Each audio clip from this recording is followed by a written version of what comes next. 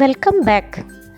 ഇന്ന് നമുക്ക് മുരിങ്ങക്കായ തേങ്ങാപ്പാൽ ഒഴിച്ചിട്ടുള്ളൊരു കറിയാണ് ഉണ്ടാക്കുന്നത്. വളരെ എളുപ്പത്തിൽ വളരെ കുറഞ്ഞ ചേരുവകൾ ചേർത്താണ് ഇത് ഉണ്ടാക്കുന്നത്. അതിനായി ഒരു പാൻ അടുപ്പിൽ വെച്ചിട്ട് നമുക്കതിലേക്ക് രണ്ടാം പാൽ ചേർത്ത് കൊടുക്കാം. ഇനി നമുക്കതിലേക്ക് അല്പം ഉപ്പ് ചേർത്ത് കൊടുക്കാവുന്നതാണ്.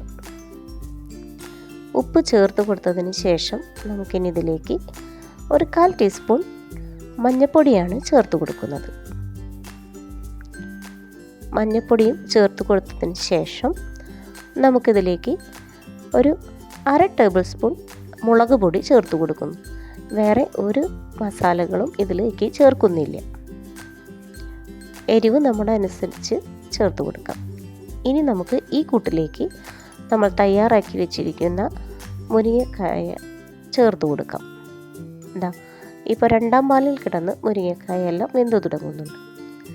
ഒരു പകുതി വേവാകുമ്പോൾ നമുക്ക് ഇതൊന്ന് വറ്റി വരുമ്പോൾ നമുക്ക് കട്ടി തേങ്ങാപ്പാൽ ഒരു 1/2 കപ്പ് ചേർത്ത് കൊടുക്കാം. ഇപ്പോൾ 1/2 കപ്പ് കട്ടി തേങ്ങാപ്പാൽ ഒന്നാം പാൽ ചേർത്ത് കൊടുത്തിട്ടുണ്ട്. ഇനി നമുക്കൊരു പാൻ അടുപ്പിൽ വെച്ച് നമുക്കിതിലേക്ക് കടുക് വറുത്തിടുകയാണ് വേണ്ടത്. നമ്മളുടെ കടുകെല്ലാം പൊട്ടിത്തുടങ്ങിയിട്ടുണ്ട്.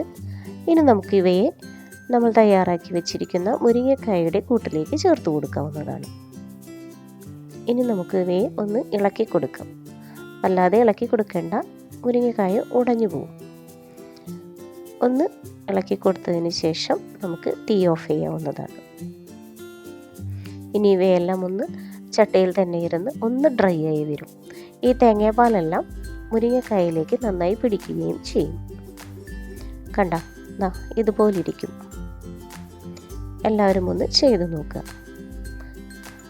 അഭിപ്രായം പറയാം. Thank you.